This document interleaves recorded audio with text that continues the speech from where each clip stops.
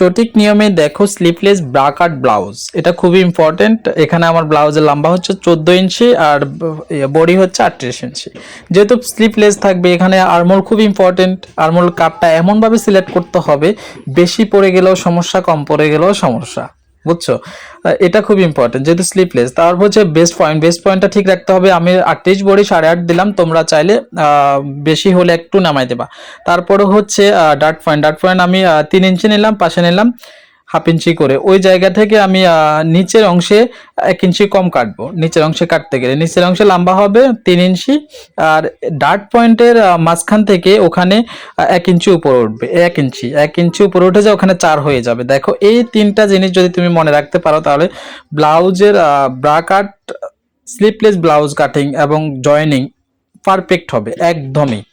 যদি তোমরা মানে এই 3টা পয়েন্ট মনে রাখতে পারো, আর কিচ্ছু লাগে না ভাই, আর কিচ্ছু লাগবে না। দেখেন আমি এখন কাটিং করে দেখাচ্ছি যে আসলে কেমন হবে, আপনারা দেখেন। আর বিশেষ করে যার এই ভিডিওটা মানে ভালো লাগবে তারা শেয়ার করে রাখতে পারেন, আপনাদের কাজে দিবে। আর কার কোন ভিডিও লাগবে, কোন কাটিং লাগবে আমাকে কমেন্ট করতে পারো এই ভিডিওর নিচে। দেখো আমার কাটিংটা শেষ হয়ে গেছে, ঠিক এরকমই থাকবে। তো আজকে এই পর্যন্ত, তোমাদের সাথে আবার নতুন কোনো ভিডিওতে কথা হচ্ছে, সে পর্যন্ত ভালো থাকো, টাটা।